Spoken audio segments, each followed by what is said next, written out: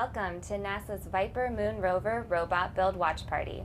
My name is Lara Strife, and we're taking you back behind the scenes for an exclusive live look as we're nearing build completion of NASA's first robotic moon rover. And I'm your co-host, Erica Hengaski, coming to you live from NASA's Ames Research Center in Silicon Valley, California. And today we are with VIPER experts that will be talking more about the mission and, of course, answering your questions from the chat. We're going to let you introduce yourselves, so why don't you tell us your name and what you do for the VIPER mission. And Antoine, we can start with you. Thanks, Lara. Hi, everyone. I'm Antoine Tardy. On the operational side of VIPER, I am a rover egress driver. We'll dive a little more into that later. And on the software side of things, I am the lead software developer for science payload integration into rover flight software. Hi, I'm D.W. Wheeler, and I am the lead developer for Verve. And Verve is the application that VIPER drivers use to send commands to VIPER on the moon, and I'm also one of the VIPER drivers. Awesome. Well, tell us what VIPER stands for and what are the mission priorities? Yeah, VIPER stands for Volatiles Investigating Polar Exploration Rover, and the main goals of VIPER are to characterize the volatiles, that is the water, in the south pole of the moon, where we also have a drill so we can characterize depth as well as in different areas on the moon. And VIPER is going to find out if there's enough water there to use as a resource for future missions. Yeah, water is really important and is one of the volatiles that we're really looking for. Because on one end, for life support, water is drinkable for astronauts and can be broken down into oxygen in terms of life support.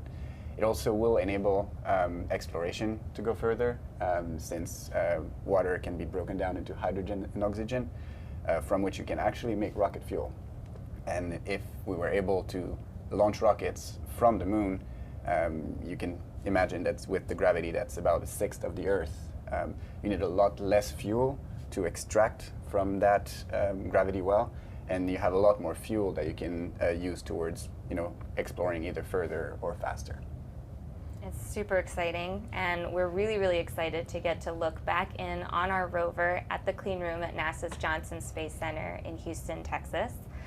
We know that the rover is now over 80% complete, so what can you tell us about what's been accomplished so far? So yeah, if we will get a feed of the rover soon in the clean room, but there we go. So you can see now this is the SITF, the clean room at Johnson Space Center in Houston, where the SINT team, the Systems Integration and Testing team, is currently building the rover. As you can see, as they told us fairly recently, it's about 80% built. So the feed is now in the clean room. It's built in a clean room because we need to make sure that we don't add contaminants to the rover, or FOD as we call it in the space world. This is for foreign object or debris. You can see in the middle of your feed, there is the rover there. They very recently installed the solar panels. That's the big dark plate at the center of your screen. You can see the SINT team members in there. They are building and verifying that everything is up to plans. The white section that you see on top is going to be the heat spreader, the radiator that will expel extra heat back into space. And all the white sections that you can see at the very top, this is the mast with two gimbals. The gimbals, we'll talk probably a little more about them later, but they're all wrapped in MLI, the multi-layer insulation, to make sure that the rover doesn't get either too cold or too warm. Now, Antoine, you were mentioning to us that you have been to the clean room. What was your experience like? The clean room is really cool. Yeah. SINT set up a really cool setup in there. You can see that everyone has the garbs on. This is for ESD protection, and also making sure that we don't contaminate the rover with hair and stuff like that. You can actually see that all the team members at the moment are connected via a bracelet to the wall. This is also to make sure that everything is grounded. So of course, when I was in there, I had to do the same thing. But getting to see the actual rover being built, you know, we've worked on prototypes a lot, and we've worked on software a lot, and simulations a lot. But getting there and seeing the real thing, and you know, this exact rover is the one that's going to go to the moon. Yeah, that was really exciting. Awesome. Yeah, what has it been like for you, DW, watching this rover come together that you mentioned you're both going to be rover drivers, so you're eventually going to be kind of directing this thing on the moon? Yeah, it's also really exciting. I've been tuning into the feed now and then, and it's cool to me, yeah, like Antoine said, to see the actual article that's going to go to the moon. I've spent a lot of time with simulations and computer models of what the rover looks like, and so it's really neat to see it with the MLI on it, and it looks so clean and white, and the solar panels, and yeah, it makes it easy to get excited about it. I agree. It's definitely starting to look like the models that we've seen. We have one on our tabletop here in front of us. With the solar panels on there, the mast you were mentioning, which is kind of like VIPER's face, which I think is kind of the further side of the clean room feed. It's really starting to look like the rover, and that's super exciting. Yeah, definitely exciting. And let's take some questions from our viewers. I know for those that are just joining us, this is a great time to add your comments or questions for our experts.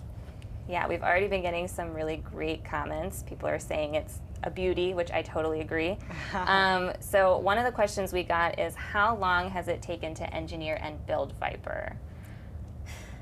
This is one of those, it depends on how you count. I think our science principal investigator has been working towards this mission for like 10 years, Wow.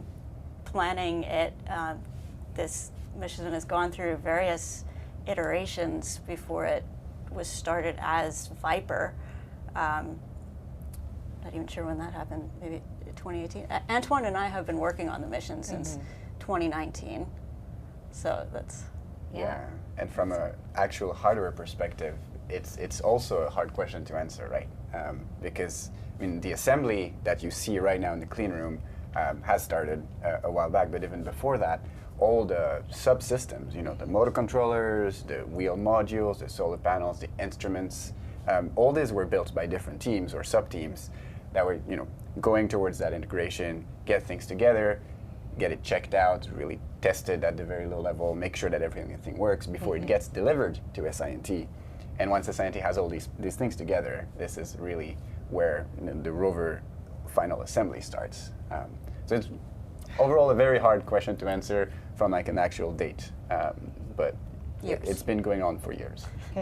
Well, we have another question here. What are the biggest differences between Martian rovers and lunar rovers? You want to start with that? I'll start. Moon and Mars are extremely different. It starts from the bodies themselves. Moon is very close, lower gravity than Mars, no atmosphere. Mars is very far away. Oh, sorry, I need to interrupt this because on the feed right now, they are removing some sort of cover. I'm not exactly sure what is being removed right now, but what I heard is that this was partially a solar panel fit check, and so it is possible that those solar panels might also come off either during the feed or maybe later. Once all the checks are done and once the team is happy, if they still have stuff to do inside, because hidden inside those solar panels is all the avionics and a lot of important stuff about the robot. Sorry, Absolutely. No, yeah, I mean, you're so right, and we should definitely always talk about the feed when it's going on, because, yeah, you mentioned things are coming off, going back on. That's really normal in order to do testing and make sure that everything is working well together. But yeah, to bring us back, I know that the design of the solar panels is also one of those things that's specific to the moon. So you were mentioning the different environments of those celestial bodies. True. So yeah, the bodies make a big difference. As I was saying, Moon, close, low gravity, no atmosphere. Mars, far away, some atmosphere, higher gravity. And so operationally, there's a huge difference in terms of time of flight. for the data. I'm gonna let DW talk Yeah, I about want to talk about that that. because she's definitely an expert in those domains. But it also means that in terms of the hardware itself, it's very different. One big thing, for example, is that since there's no atmosphere where we're going, thermal management is very hard. You like basically imagine yourself where there's no way to expel heat through atmosphere convection. Then basically the rover is sitting on the South Pole, and the left shoulder is smack dab in the sun, really like gets very hot, and the other shoulder is completely in the dark, has no heat coming from the atmosphere whatsoever. And so like the design team, the Struck and Mech team, and all the instruments teams that had to design for that had a really tough job in making sure that the instruments, the components, the subsystems can take those huge thermal differences. That's one of them, for example, from the hardware side, and then maybe operations. You want to take it? Yeah, this is really exciting for me, especially because I've been focusing more on the operations of VIPER as developing Verve. Because the moon is closer to us than Mars, we can put a lot of the processing that has happened on Mars rovers. We can take sort of the higher brain functions of VIPER and put them on the ground so that they don't need to run on radiation hardened computers. And so we have a very tight command loop with VIPER, which means that we send it commands about every 5 minutes. And when we send it commands of where to go, we're sending it about 5 meters, like a point about 5 meters in front of it. And if we tell it to run into a rock, it would run into a rock. It does not have hazard avoidance on board the rover. So that's why we need VIPER drivers, so that it doesn't. And that's definitely one of the exciting things for me, is that we're going to be in the loop as the rover is driving on the moon, sending it each couple of steps, giving it new commands. And that's definitely something that you wouldn't be able to do if it was on Mars and there was a 20-minute delay. That's why they send them like sets of commands for a whole day, what they need the rover to do. Well, that leads me perfectly into this next question, because we're getting an ask about, does the input delay from Earth to the moon matter a lot? And you're saying it's really small in comparison to with Mars, but there is still a slight delay, is that right? Yeah, it's on the order of like 6 seconds, maybe. A lot of it's just going through the satellite link around the Earth, and so we can't operate it with a joystick. Like it's enough that you wouldn't want to try to joystick it on the moon, but we are close enough that we can send it fairly limited waypoints on a fairly regular basis. Gotcha. Awesome. And here we have another question. What is the projected lifespan of this rover? So we are landing at the South Pole at the very beginning of the quote-unquote South Pole moon summer. So just like if you know about Sweden, you'll know that they will have pretty much 6 months of sun and then 6 months of dark. I'm simplifying. But we're trying to do the same thing here. The South Pole is very interesting for many reasons. Scientists have think that there's the highest likelihood of water there, partially because the same reason that we're talking about right now. Since the light is coming because of the position of the sun rays are coming at a very horizontal angle. And so there are like places where there's a lot of sun at all times. There's also those permanently shadowed areas, PSRs. Right. Which we are very interested about. Imagine a crater at the South Pole with some little walls on the side. If the sun rays always come very horizontally, the center bottom section of the crater could be PSR, permanently shadowed region. And so we are going to be basically sending our robot into the dark, into those PSRs. Like those are going to be very critical events in the mission. Because since we're solar powered, we won't have any power once we're in there, so we have to rely on our battery, and be able to go get science there, figure out water distribution, and kind of on the clock, get in, get back out. Very, very interesting in an ops and driving perspective, and for all the science teams. Awesome. Yeah, and the summer lasts about 4 months. So we're there for 4 lunar days. A lunar day is about 4 weeks. And so we're gonna, an interesting thing about the VIPER operations is that for 2 out of every 4 weeks, the VIPER rover can't talk to Earth because there's no relay satellite. So we'll just have to send VIPER up on a high mountain where there's lots of sun and tell it to hibernate for a while until we can come back and tell it what to do. So they said the VIPER mission, we're planning for about 100 days, but we won't be able to command VIPER to be doing things for 100 days. Some of that's going to be time in our safe haven waiting for the Earth to come back above the horizon so we can talk to it again. Makes sense. I mean, you keep leading me perfectly into the next question. So we've got another one here. Hi, I'm Miriam. I'm 8 years old from Australia. Hi, Miriam. And she's a big fan. How long does it take for the rover to reach its destination? You just talked a little bit about the time span that we have to work with. Maybe you can unpack that a little bit more also in terms of what its destination is. It has lots of destinations. So as VIPER is moving on the moon, it has a very specific plan that our planning team has worked out. We said, as Antoine said, we're going to the South Pole. The sun is very low on the horizon. There's lots of long shadows, and the rover moves about the same speed as the shadows, which means that we have to plan very precisely where is the rover going to go so that it doesn't get caught by the shadows.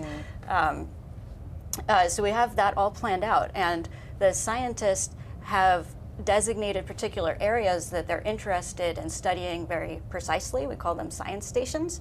So I think we have 4 or 5 science stations during the first lunar day. So the first lunar day we'll land, and then we'll just head straight for those science stations. And we can't be behind schedule because we'll be caught by the shadows, and we can't be ahead of schedule because then the area is still in shadow, and VIPER doesn't operate in shadows. So we've got this very precise timeline to go to the science stations and to dig there, and then we have a specific time when we have to leave each science station and get to the next one. So yeah, VIPER has a lot of places that it wants to go. Right? I can tell you its top speed is 20 centimeters per second, which is about 0.4 miles per hour. And That's about that fast. Approximately. That's a great It sounds really slow if you're driving a car, but cars drive on roads. Right. And there's no roads, and VIPER's for scientific instruments. So yeah, to do the first lunar day's path, it will take 1 lunar day, like 2 weeks. And that's 2 quite weeks. fast for a rover, if I'm not mistaken. It's like way faster than a lot of the rovers that have been there already. Way cool. Yeah, That's it all really comes from that, the fact that we're quote unquote racing the shadow. The operations, like, from an engineering and operational perspective, present a lot of really cool challenges. As DW said, we land, we egress, so just like get off from the top of the lander onto the moon, and then we basically directly go in between those science station phases and rails phases. So when we drive on rails, which is basically just go from A to B as fast and safe as you can, then really... But not too fast.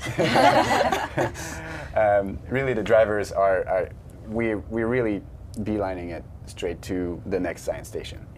We have like a path that the planners have designed for us to make sure that we stay within comms with the Earth mostly, and that we have like good sun, but really, while remaining safe, go as fast to the science station as possible. So we'll go at that full like 20 centimeters per second speed, really blazing Racing, fast. yeah. Blazing fast, Yeah, and then there's a 5-minute cycle for each command. We'll tell it to drive, and it will drive for 5 meters at 20 centimeters per second, and then it has to take pictures, send them down to Earth. The pictures have to be processed. The drivers will look at the images and will look at it. So a lot of the time it's not moving at its top speed of 20 centimeters per second. True. Blazing. And then we get to the science station, of course, and then like all of a sudden the focus shifts, right? I mean, we're kind of rastering the science station itself to figure out, to like leave all the instruments, get a lot of cool data of, we want some XY mapping too, right? So we do kind of a grid pattern to make sure that we get this XY data, and we move a little slower actually in those areas to get more data, and then we get to the drill sites within the science stations where we get that Z information, where the drill is going to start drilling by bites, and we're going to analyze what they found, making sure that, well, basically trying to figure out not only in X and Y, but also Z, how the water is distributed. Awesome. So we have a question for you, Antoine. Where does a driver sit, smiley face? So you've probably seen, either in movies or in past feeds, the operation centers that NASA usually have. It's in those movies, the rooms with all the screens and all the people sitting there. Big rooms. Big rooms. And so the way, part of the way the operations are set up for VIPER, in the main room, front room, we have 2 rows. The front row has the driver sitting in the middle. Then you got co-driver, real-time science, and navigation. They all form the drive team. And then on the front row, there's also the science lead that's going to be there. And then behind us, kind of in a supervisory, they can see everything we do, right? We're like really the real-time driving ops part. And then behind us, there's the flight director, the commanding station, the system station, the mission. What's the name of the mission? Mission director, I think. Mission director, something like that. Sitting back there too. Important people. People that can look over our shoulders. It's set up that way so that they can really see what we're doing. We don't have to. We don't have to know exactly what they're doing at all times. They'll do stuff in the background in terms of updating data, making sure that the temperature rates are fine. But if they need to interrupt us, they will tell us. And we mostly do our thing in the phases that we know, specifically rails and science stations. But I think it's cool how we have the drive team set up. It's not something that's been done for previous NASA rovers because we have to do this in real time and send commands so often. We have to make sure that we're all there and that we're ready to analyze the data as soon as it comes in. So when we talked about having a driver and a co-driver, there's 10 people who are trained as drivers for VIPER, and we will all take turns cycling through. We'll come on shift as a co-driver, and then we'll become drivers. So that's all the same group of people with all the same training. So that also helps that we'll be able to step in for each other at the same time because we have these time constraints. During those 2 weeks that we're commanding VIPER, we will be operating around the clock. And so we will always need to have somebody at those stations and those consoles. And then I also think it's really cool that we have a real-time science who's sitting right next to the driver. They're looking at the science data that's coming in as it's coming in. They're interfacing with the science team in the back room, and they can tell the driver, hey, that looks interesting. I know we planned to do this raster pattern, but actually let's go over here because this rock is super scientifically important. And then we're even planning, each science station has 3 drill sites planned, but we are planning to change the 3rd drill site depending on what we find. So as we enter the science station and start getting data, the science team's going to be in the back room in real time debating where should we tell them to go, and then planning is going to put together a new plan, send it to us as drivers, and that's all happening, within the time that we're in the science station.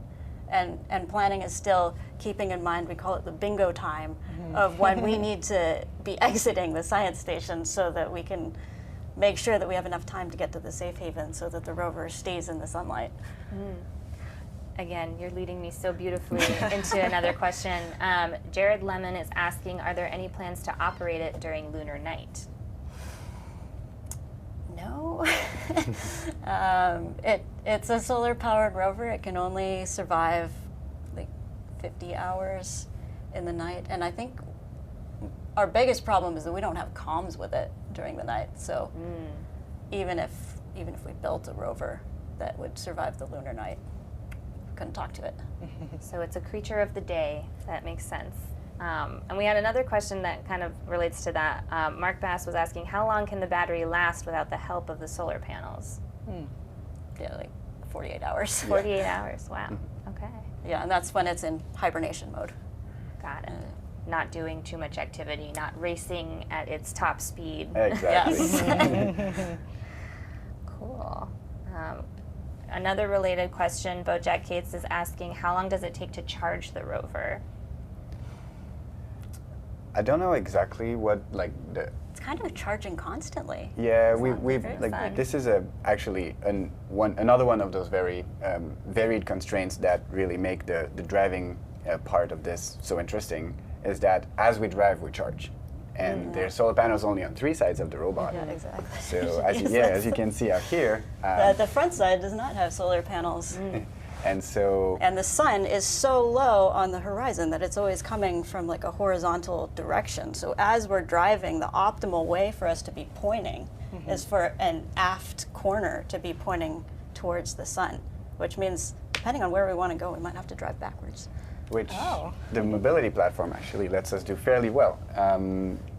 Since we have to keep the sun in consideration, we often have to drive backwards or sideways crabbing, as we call it.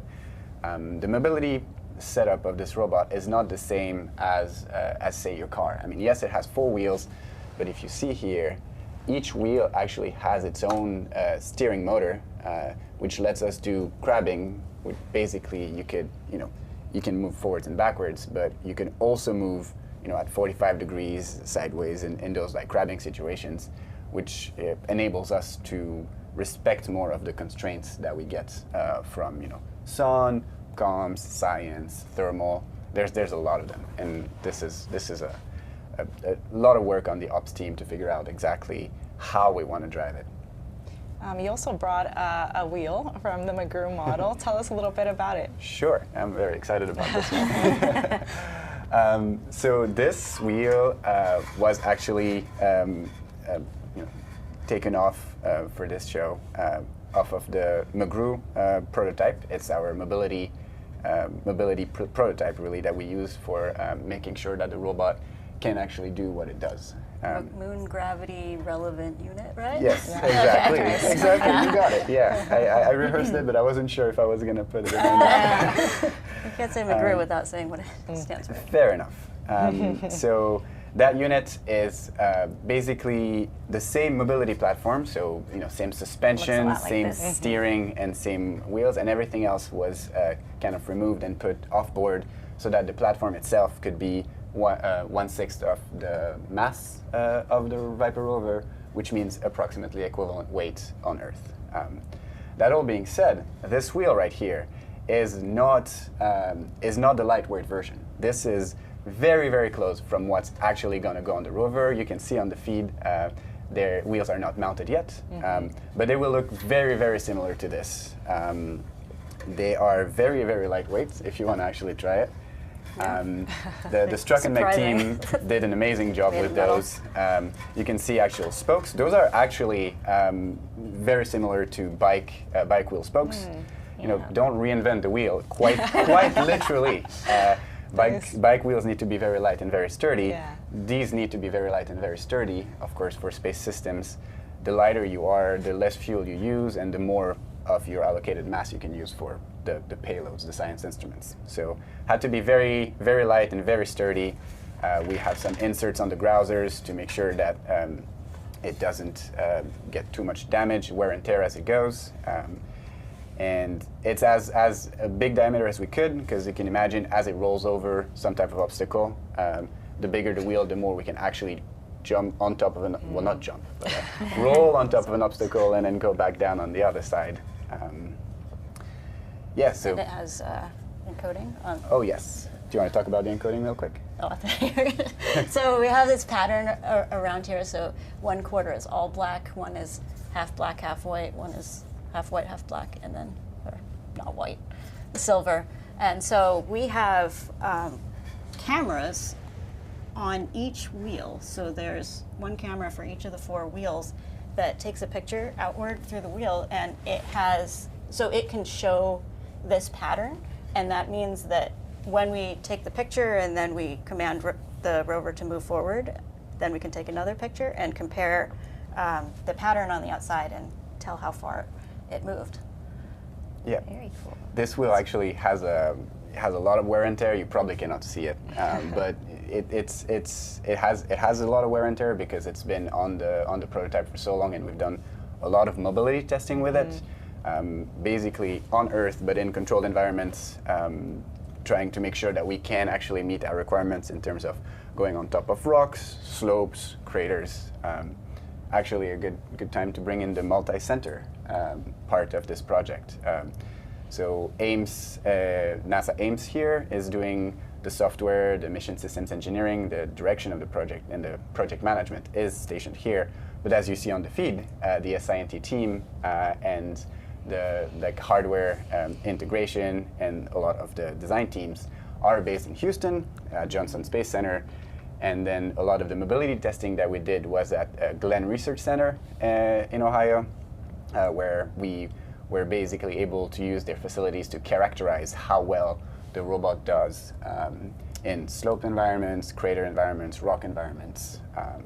And that was a super fun test. All the drivers got to go there for one day. I mean, Antoine was working there for weeks doing these tests, but so some of the drivers, like me, have more of a software background, and some of them have more of a hardware background, which is a really great synergy because we're able to learn from each other.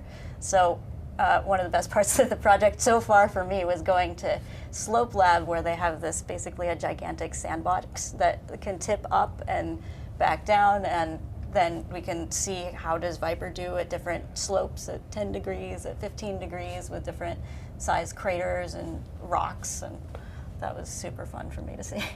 Very cool. Mapping in our heads the two different worlds. We work a lot in simulation to make, to practice operations and all that kind of stuff. And then some of us also worked a lot on the hardware side because we had to prove that, as designed, it will work.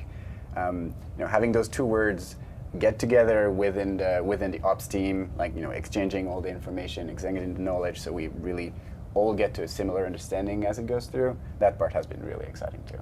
Yeah, that was really good. Also at the Slope Lab, because I work on Verve, which is the driver application. Some people have compared it to a video game where you sort of see the terrain of the moon from a satellite reconstruction, and then there's a little model of the rover, and we can click on the terrain and say, okay, rover, that's where we want you to go. But we're so zoomed out, right? So when we send it 5 meters at a time, or it can see 15 or 20 meters out, we look at this whole big map and we're like, oh, it's such a little rover. Why can't you do more? Why can't you see more? Why can't you go farther? Like that's not very far to go 6 meters. And then to actually be in the Slope Lab and have McGrew there and be like, 5 meters is over there. Yeah, that's kind of far. Like maybe you wouldn't want to send your rover 15 meters when it doesn't have any hazard avoidance on it. So that was really cool for me to see the hardware in action. Absolutely. And I like what you said about the other centers being involved. I know we also have a science instrument from Kennedy Space Center. We've got scientists at Goddard Space Flight Center. So NASA folks all over the United States are working on this mission. Before we go too far from the wheels, someone did ask in the chat, what are the wheels made of? I want to find out myself. Aluminum. Aluminum. Aluminum, yes. The grousers are actually harder anodized to make sure that we have less, there's less wear and tear on them, and the grousers are stainless steel. Okay. Is that what the rest of our rover is made of as well, or? It's a very large mix of components. A lot of aluminum there for sure. Okay, very lightweight. Yes. And like you mentioned, you guys have been practicing driving. The first little bit of driving of the rover will be going down the lander onto the lunar surface. Tell us a little bit about that experience and how that's going to work. I'm very excited about this one. Yeah. So this is the phase of the mission that's called egress. So basically the lander lands on the surface of the moon. We're still on top of the deck. We are like tied to the lander. The ops team will do all their checkouts. We've landed. We've been shaking really hard, so they do all their checkouts, spin all the wheels, release the launch logs. All make sure everything is okay. Right. And once that's done, in parallel, there's like the first part of the egress driver team is deciding which way we're going to go and how we're going to egress that. And as soon as we get... Because there's 2 sets of ramps. Right. You can go down the front or the back of the lander. Exactly. And so once we get the green light from the rover team, hey, everything is good, you go for egress. Then there's four of the 10 drivers are trained as egress drivers. And so we, in collaboration with the rest of the team also, will basically stand up. So since all those suspensions are separately actuated, we basically, from the stowed position, will stand up on top of the deck, which will finalize the release from the lander. And from there on, we're on our own. No more lander power, no more lander communication. We are now our own rover. And from that stood up position, we have to drive down the ramps. They're pretty steep, 15 degrees at nominal, and then back onto the surface until we can say VIPER itself is on the moon. It's obviously a critical part of the mission. It's pretty scary, of course, because those ramps are very steep, and you have the whole team waiting behind you to go do their science. Or ramps could land in a crater and become even steeper. We don't know. know. There's a big component of really be careful with that one, because everything else needs to happen, which makes it kind of scary, but also very exciting. Really being able to enable that phase and just get to the point where we're on the moon, VIPER's on the moon, hand over to the next shift, and I'm very, very excited for egress. Yeah, it's definitely going to be, I think, nerve-wracking to see what orientation we end up landing in and then getting it on the moon. And then it sounds like, DW, does your driving job kind of start once Antoine and the rest of the egress drivers have gotten it on the lunar surface? Yeah, I'll be driving it once it's on the moon, then the rest of the drivers will also take turns driving. That sounds really exciting and also stressful. I don't know if I would want to be behind the metaphorical wheel, but you guys are experts, and I can't wait to see it all come together. That's the cool thing about the practice, right? I mean, we test so much and we drive so much. I mean, McGrew, we have now nearly 20 kilometers on the platform going, and we do some of those egress tests that you've probably seen features in NASA recently about those. So, yes, it is a scary moment. Yes, it is an important moment. But this is also why we test, right? And we design, analyze, test until we get the confidence that, yes, we're ready to do this. We're ready to do this right. We have developed the procedures and the operations to do it as right and as safe as possible, and really get to the point where it is scary, but we know we can do it. Well, at some point, I would have to say one of the parts that I like most about working at NASA is that being in meetings and having people be like, we don't know what the surface of the moon's going to be like because we've never been there before. And that's always super exciting for me, is that we've trained as well as we can. We have these amazing simulations, and we've talked to experts from different parts of NASA. But at the end of the day, no NASA rover has been to the South Pole of the moon, and it's all going to be discovery and exploration.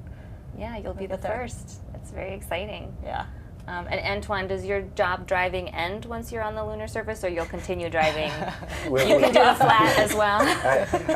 I can do the flat as well. Okay. It's likely not going to be as flat as we would want it to, but yes, the 4 egress drivers are also drivers once we're on surface. We definitely need all of the trained drivers as we're working around the clock. Yeah. Yeah, the operations cycle is going to be fast, but we have a great team, overall ops and drive team, and the drivers with coming from within the project with a lot of different expertises, and really once we get into those sims and we start melting all those experiences together and really learning off of each other, that's really where the magic happens. Yeah. I can't believe I'm saying that we're already about halfway through our stream, and we're so grateful to have you both with us. I know we have 2 more VIPER mission team members who are going to join us in a little bit, but before we send you on your way, we do want to know what are you most excited about for the VIPER mission? You first? I'm really excited about seeing the pictures that come from VIPER. As a driver, when I'm on console, I'll be one of the first to see the pictures from the moon, and I can't wait. repeating myself, but the egress bit is the part that I'm very, very excited about. I worked a lot on the mobility, on the gimbal side, making sure that everything, that we have our antenna tracking the Earth at all time, and that the process of driving down is correct. As DW said, we've tested so much, designed so much, iterated so much, and then there's this special NASA thing where at some point you got to do it, and you can do it only once. It's really part of the beauty of it, and I'm extremely excited for this. So are we, and so are a lot of people in the chat. We're getting a ton of really great comments. What an awesome job. Wow. I mean, I totally agree with them. Thank you so much both for being here. We're going to show just our live clean room footage for a little bit while we bring out our other VIPER mission team members. But thank you again.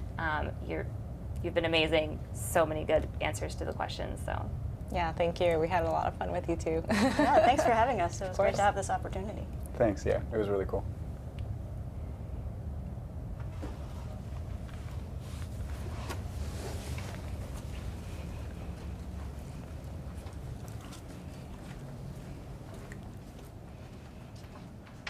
For those who are just joining us, this is NASA's VIPER Moon Rover Robot Build Watch Party. We're seeing live views of our Moon Rover as it's being built in the clean room at NASA's Johnson Space Center in Houston, Texas. If you'd like to send your name to the moon with VIPER, you can go to www.nasa.gov/sendyournamewithviper. Submitting your name there will generate a custom boarding pass, and your name will be added to a microchip that will fly aboard VIPER and land with our rover near the lunar South Pole.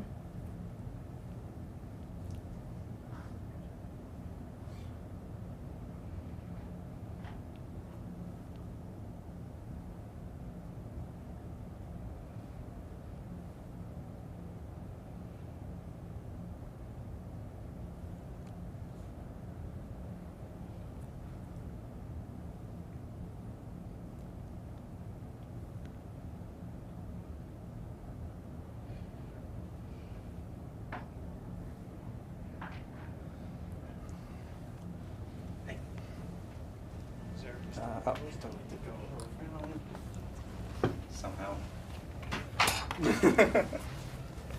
Mike's up.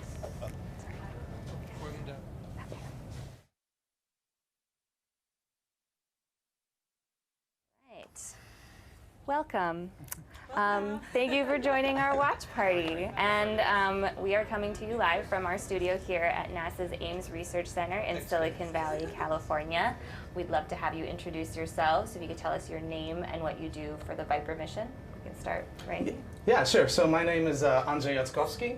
I am one of the main engineers on the motor controllers, which are the electronics that make the rover move. So the entire mobility system, it makes the wheels move, it makes the steering move, makes the suspension move, and it also is responsible for making sure the eyes and lights of the rover are capable of moving around so we can see what we're doing, and making sure that we're able to communicate with the Earth. So the antenna at the top actually moves around and has to be pointed at the Earth the entire time, and the electronics that I was developing are part of that. And furthermore, I'm also one of the rover drivers, which super cool. We're so happy to have so many rover drivers with us today. I know we've got another one right next to you.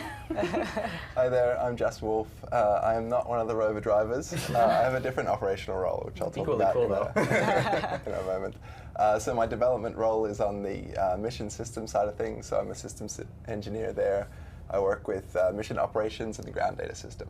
And then for operations, I'll be one of the systems positions. And so there we look at the health and status of the vehicle, making sure that we're actually have a functioning vehicle to do what we need to do. And if there's a problem that is coming up, we need to work very quickly to get it solved, and then maybe even bring in the anomaly response teams to help solve that quickly.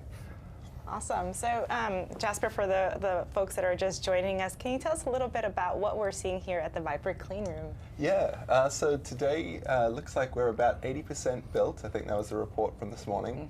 We have the solar panels installed. That's fairly recent. And you can see the solar panels in the center there. That's the big black object in the middle.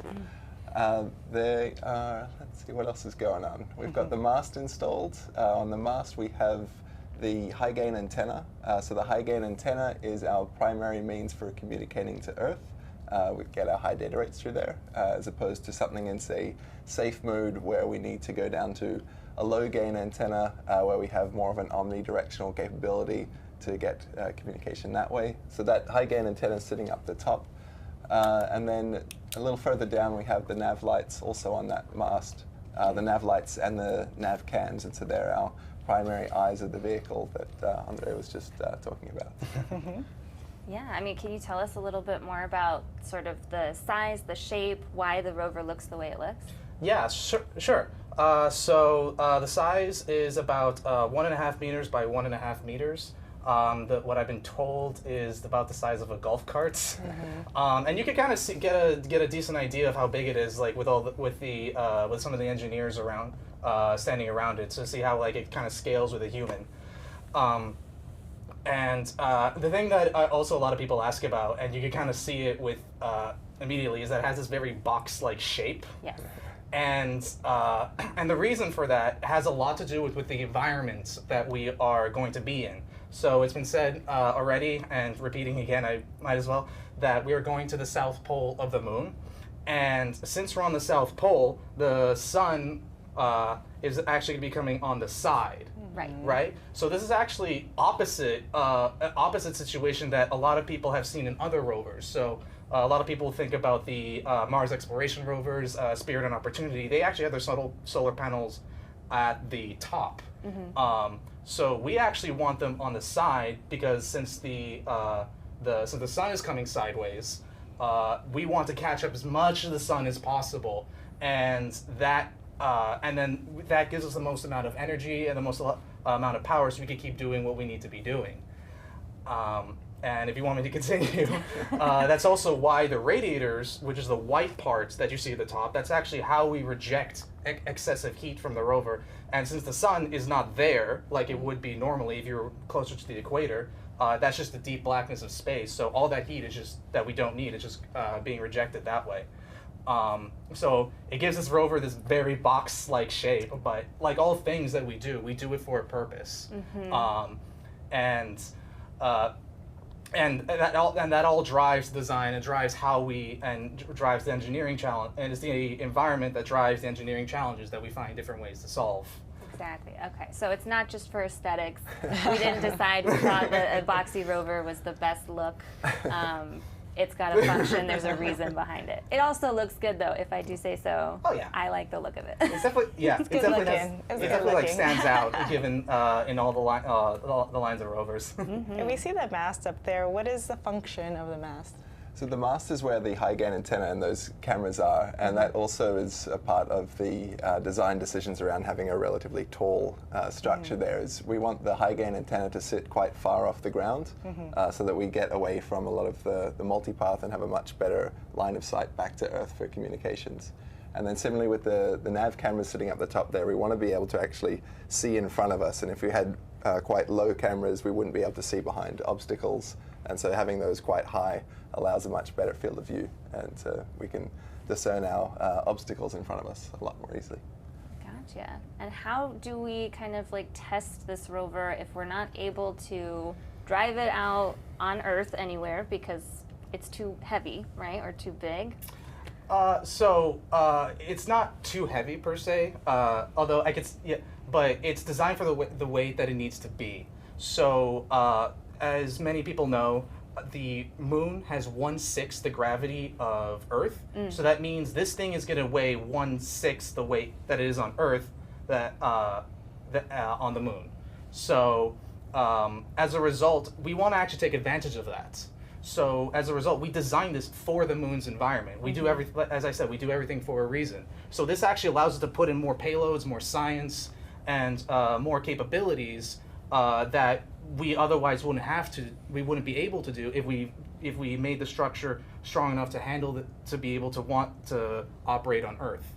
But that, as you said, that actually does introduce other engineering challenges. So it becomes very difficult to test because this thing is not designed to operate on the Earth gravity.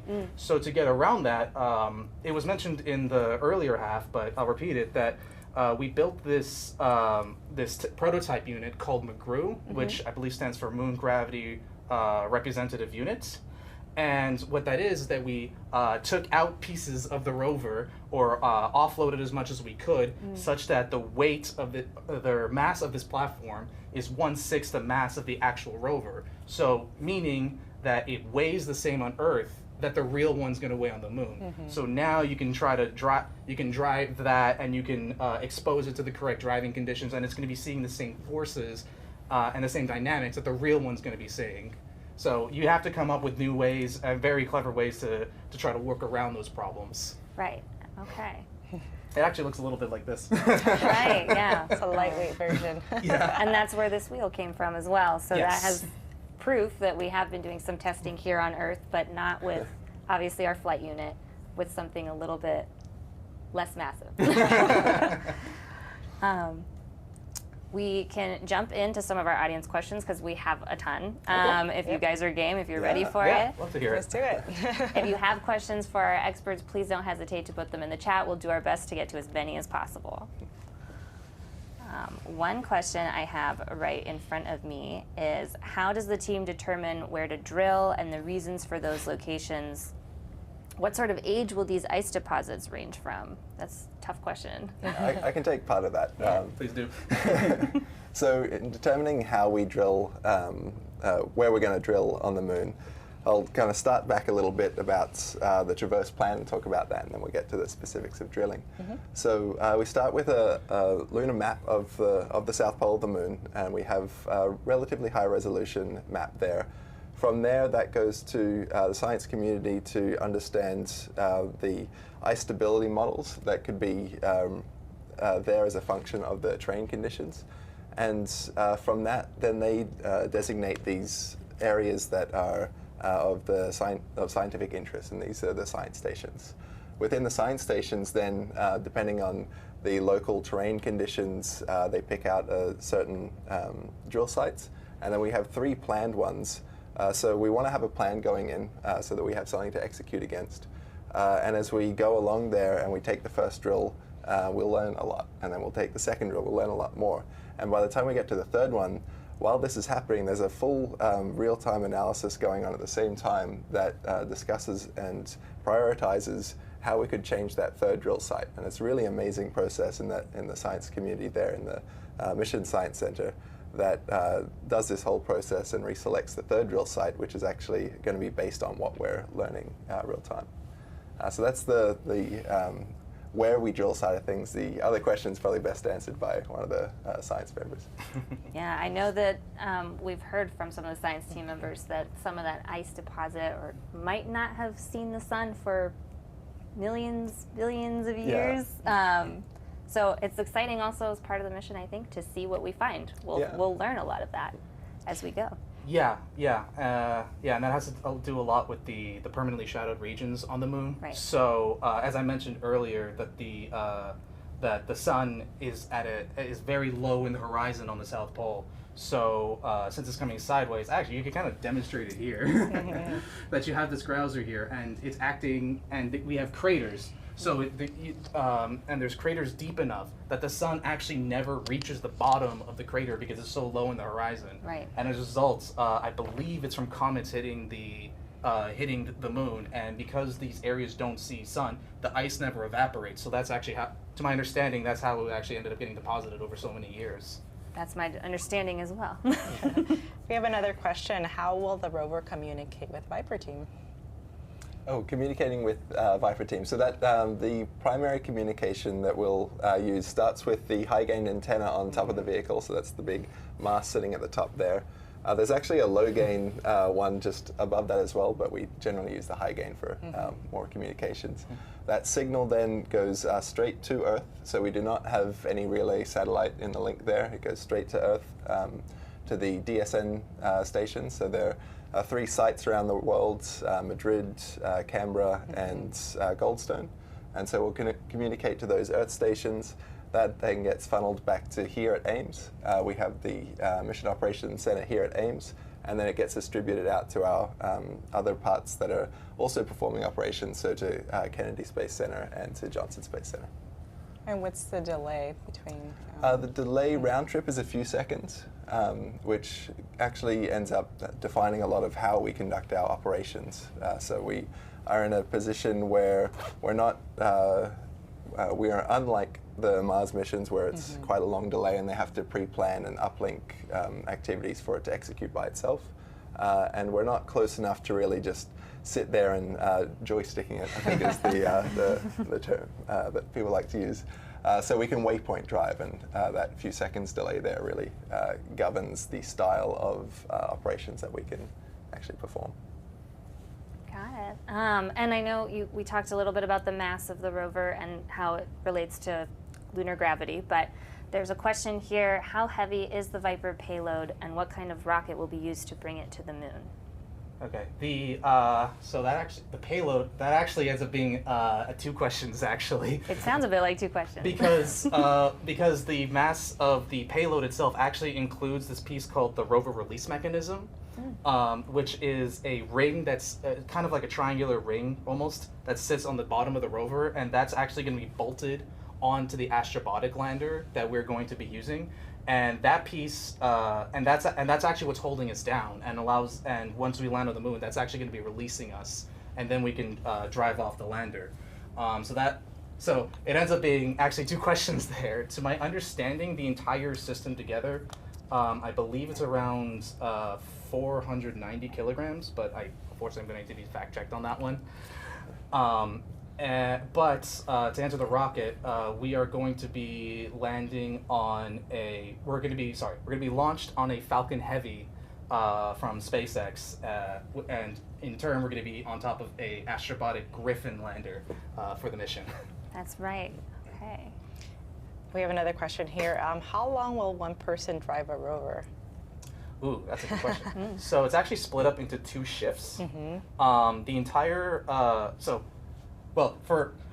on one in total the entire mission, but for a single but then to bring it to shifts, what's going to happen is that there's actually two roles and two people driving at this always. A driver, which is the person who's actually going to be sending the commands, and a co-driver, and that person is going to be interfacing with the other flight operators, having a very mission awareness, and also confirming the commands that the driver is sending.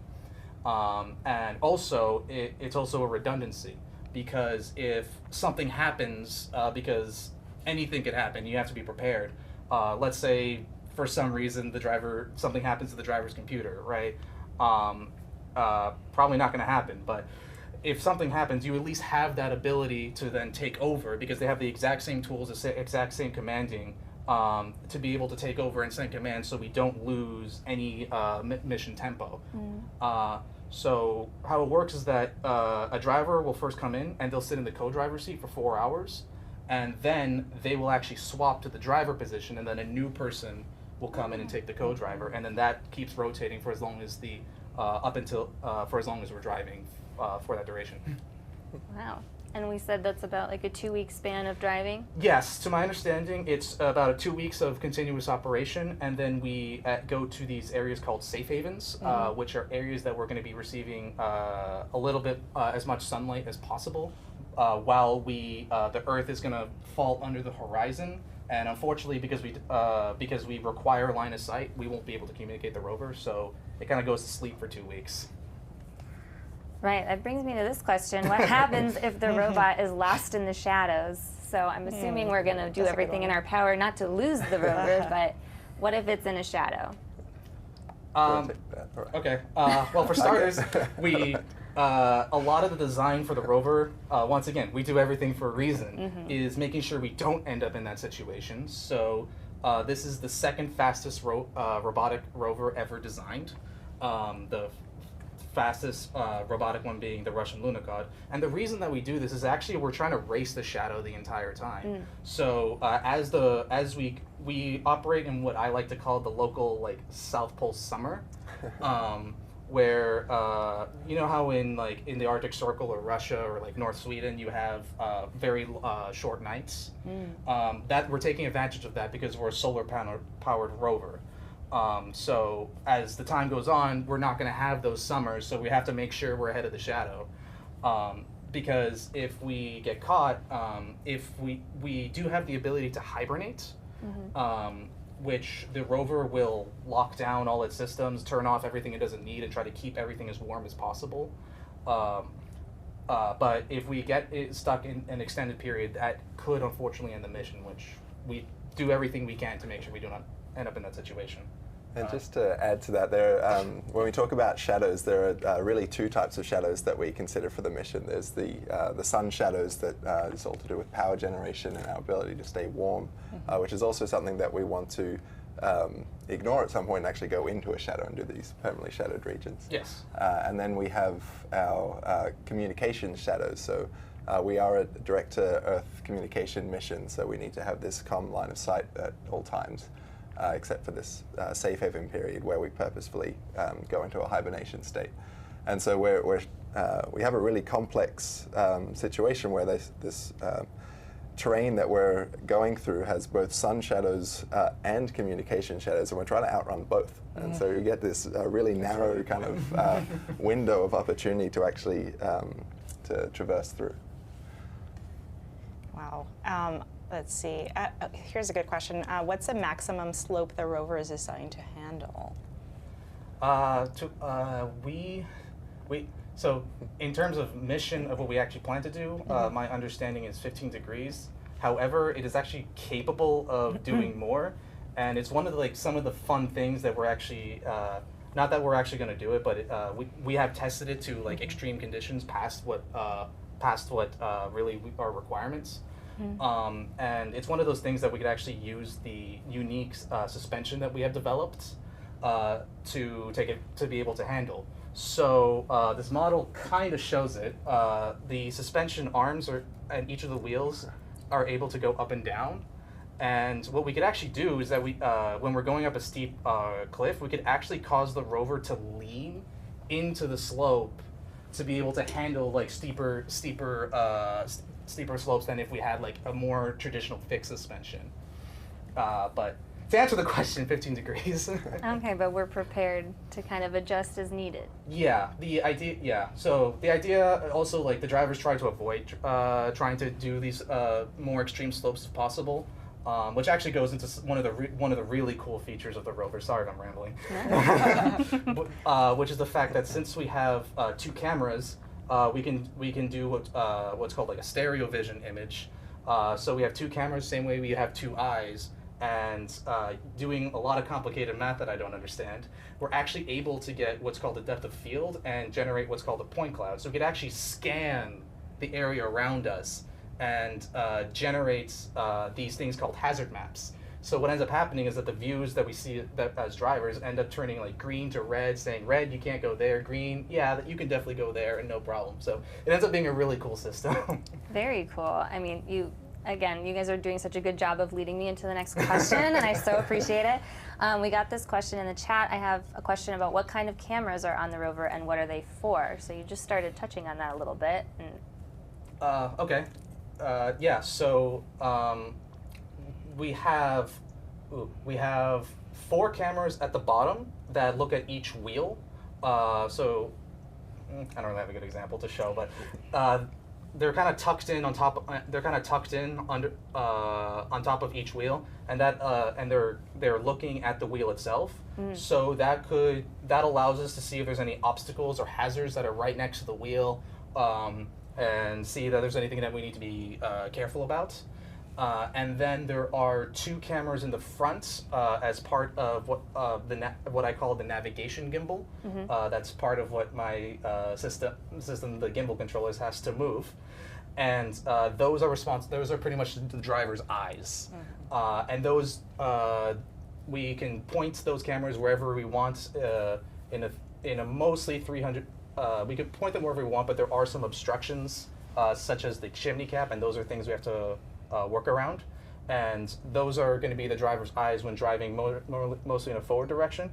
And we actually have aft cameras, which you can actually see that's those 2 kind of gold-looking squares inside that you can see in the back of the solar panel. Those are 2 cameras right there that do the same stereo imaging that I mentioned earlier. So we could see what's going on when we try to drive backwards. Awesome. And one viewer here is asking, what's the best thing about working for NASA? There are a lot of cool things about working for NASA. I mean, being involved in any kind of mission here means that you're being on the bleeding edge of something that's just, you know, groundbreaking. It's exploration. It's awe-inspiring every day. It's also just fun to work with the kind of people that we get here. We have such a diverse and great group of people. Everyone's just really excited to be a part of this, and coming to work and getting to work with these people is just, you know, really gives you energy every day to see everyone around you all focused on this great mission. Absolutely. How about you? That I was told I get to drive this thing. Yeah, I mean, yeah, you pretty much covered it. Awesome. Yeah. We also got a question about the clean room. I think we might have touched on this a little bit earlier, but can you tell us a little bit about the garb that people are wearing and these links that they have on their wrists? Yeah, sure. Yes, I definitely know a lot about that. So the garb they're wearing, so first, well, I'll start from top down. First is the hairnets. That is so we don't want like particulates or like any like fibers or anything coming off people to end up on this rover. We call that foreign object debris or FOD. So just trying to keep that in, making sure that nothing like unexpected ends up and causing problems. So you want to, when it comes to engineering, designing, and building these things, you want to know exactly what you have and what you're flying, and unknowns really muddle things up. The garb itself is actually a special garb called that's for ESD or electrostatic discharge. So if you've ever touched a doorknob and like, or rubbed your like feet on a carpet and touched a doorknob and shocked yourself, Oh, yeah. that is actually really dangerous for electronics. So if that happens to any of our electronics, there is a real chance you can destroy them. And obviously we're not in the business of breaking stuff, so we do all we can to make sure that doesn't happen. So that actually allows it to discharge and you not build up that static electricity. And that's actually also what the wristbands are for. So that actually, if you build up any charge from just moving around, because it just happens just by moving, by putting that wristband on, you're grounding yourself. So you're discharging all that excess static electricity, so this can't happen. And then the last thing is the booties and gloves.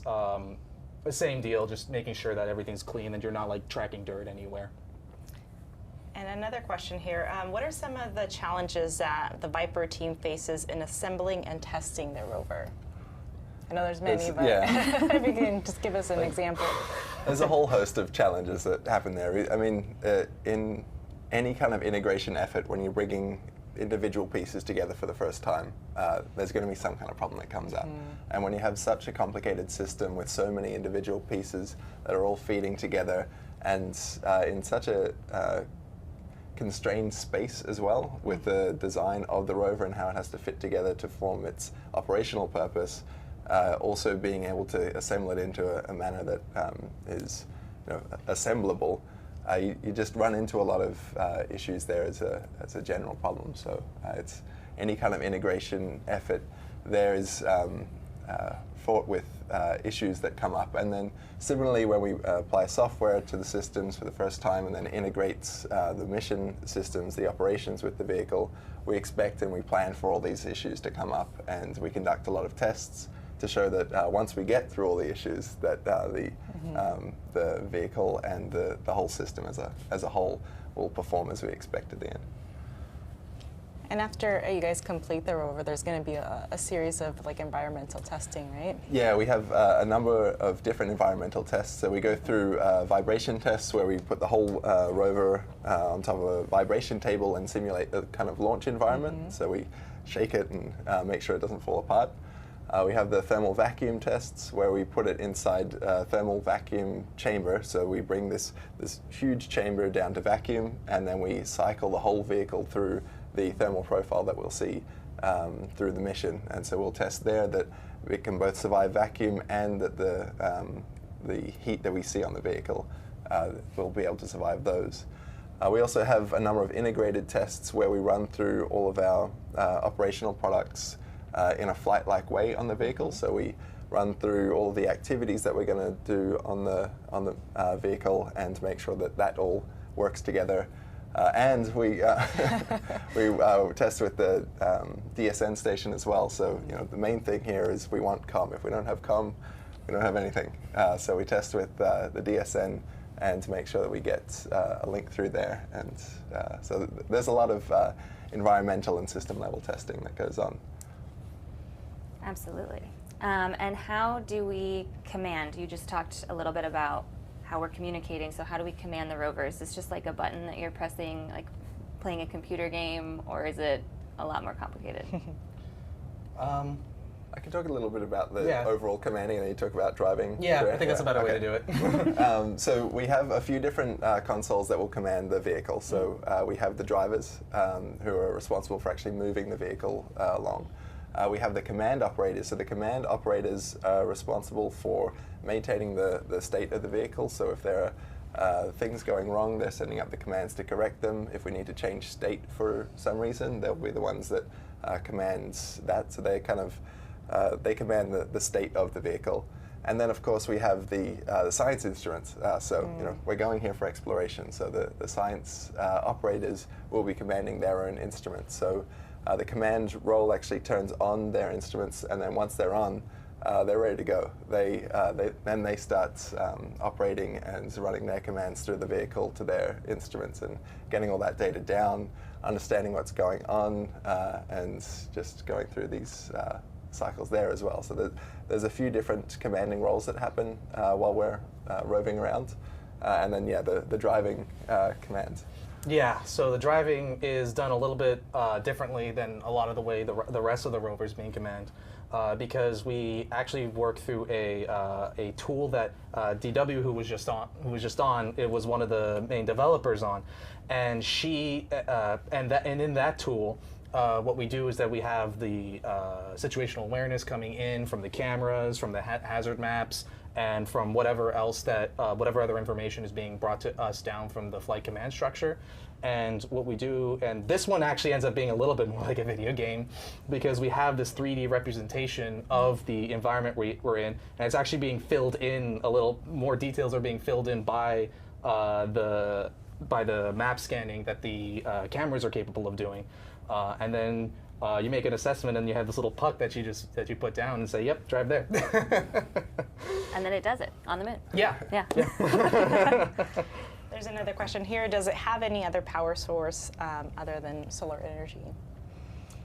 Just the solar panels, that's our power source, and that's one of the big constraints that governs a lot of what we do on the mission, not just where we can go with the communications and sun shadows that we were talking about before, but also how we drive. So we always want to keep the aft corners on those back corners that you can see in the live feed there toward the sun, so that's our max power generation angle. And that imposes a nice constraint on the drivers to have to worry about that and all the terrain hazards that are in front of them, and all of the constraints about getting the right kind of science. And so, it's solar power. Very cool. A question here, how will the rover keep the regolith out of the motors and wheels? That's a really great question, and it's one of the bigger design challenges that we've had. Okay. And another reason, actually, why this looks so different than other rovers that you may have seen. So most of it's not installed, but you can actually kind of see how it looks on the top with the mast. We use the MLI, or multi-layered installation. That's kind of like these blanket-looking things that are covering a lot of the top of the rover. It's covering the chimney cap you see and the mast and antenna itself. We use those to cover up sensitive mechanisms and put seals around it to make sure that the dust doesn't really get in there. So unfortunately, right now at the bottom you're seeing bare mechanisms, but that's actually going to be covered up, similar to how the top is. And actually, if people are more interested, they could actually look up some of the previous testing we've done at the Slope Lab, which is at Glenn Research Center. Right. That was done with the McGrew unit that I mentioned earlier. we actually had some of those socks and MLI blankets installed, so you could actually, and that's actually one of the many tests we were doing there, seeing how well, as we drove through different dirt environments, how does it get in, how well does it reject it, and making sure that it operates well with the mobility system. So like it doesn't create, we don't create pinch points when we try to move. There's a lot of things you have to think about. Absolutely. Here, one viewer is saying, where will the rover land? I know it's the South Pole, but maybe you can talk about the Mons Mouton area, the terrain there. Yeah, kind of the Belay area is about a 5 kilometer by 5 kilometer region, and the landing site itself is picked for a number of constraints. So we want to be towards the South Pole region. We need to be landing in a location that is within our slope limit, so that we can actually drive this vehicle around. The area that we want to go to needs to be of science value, and which can oftentimes be a tricky combination where we want these giant permanently shadowed regions, but we also want to be able to traverse and get to those regions, and so that constrains the problem further. So we'll land it around this region in the South Pole, and yeah, that's the kind of constraining parts to get to that landing location. All right. We also have a question about the environment there. I mean, given the high daytime temperatures, how do you manage to keep all these electronics cool? I imagine that's another challenge. Yeah, so I mentioned this a little earlier. I guess I'll just mention it. That white top that you see is our radiator, and inside there's a box that you could see it in the thumbnail for this stream. Actually, unfortunately, it's covered now, and that's where all the electronics are. And there's a series of heat pipes that are going to be bringing up the heat from those electronics into this radiator, and this radiator is going to be rejecting all that heat into space through way of radiation. Very efficient. Also, we got a comment, the ramblings are answering more questions. So, ramble more was the feedback from the chat. Thank you so much. Really good feedback.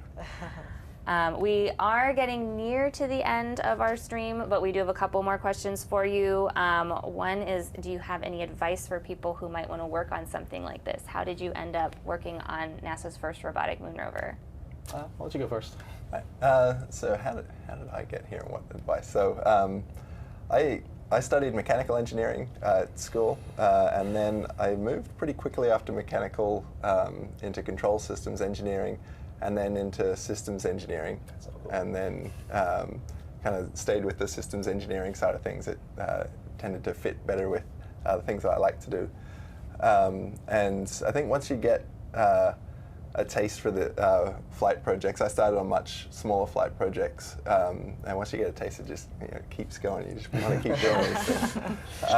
And so it's kind of once you get the first taste, there's a feedback loop.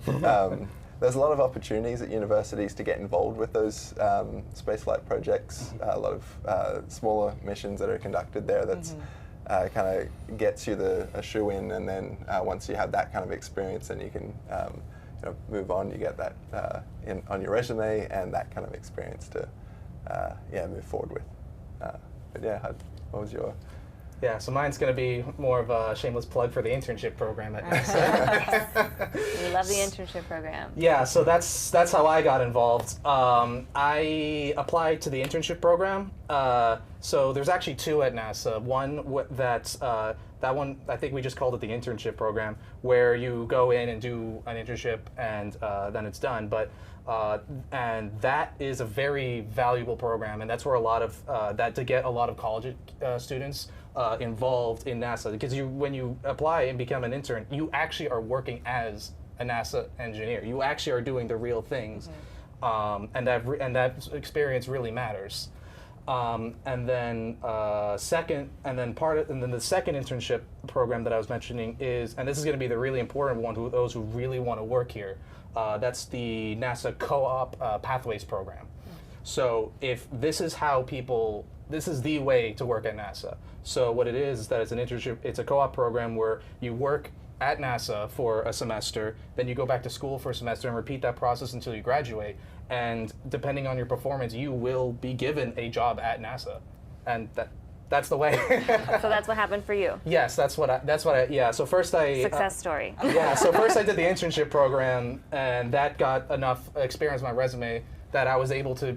I was picked up for the Pathways program.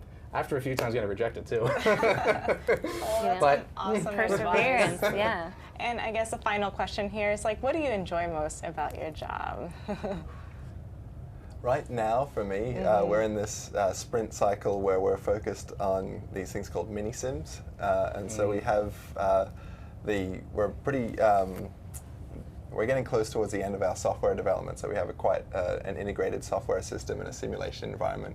And we get a lot of the team together for the different positions, and we run through the different operational concepts and actually test out these, what we've been building for years now, about how to drive into a PSR, how do we actually drill, how do we perform these operations. And so that's quite fun at the moment, these sprint cycles where we get to integrate it all together and run through it, and just, yeah, it's very exciting. That's exciting. How about yourself? Definitely the challenges that you're given. I mean, I don't know. For the start, just knowing that I'm working on like one of the coolest robots ever, and yeah, and also being told I get to drive it. Just want to drive it. Soon. It's happening soon. Oh yeah. All right, thank you so much to everyone who sent us questions today and joined us virtually. And thank you, of course, to our incredible experts, our VIPER mission team members. We so appreciate your time. Thank you for telling us more about the mission and, of course, for answering these questions. And to learn more about the VIPER mission and get the latest updates, follow at NASA Ames. And we'll see you next time. Go VIPER. Go VIPER. Go VIPER.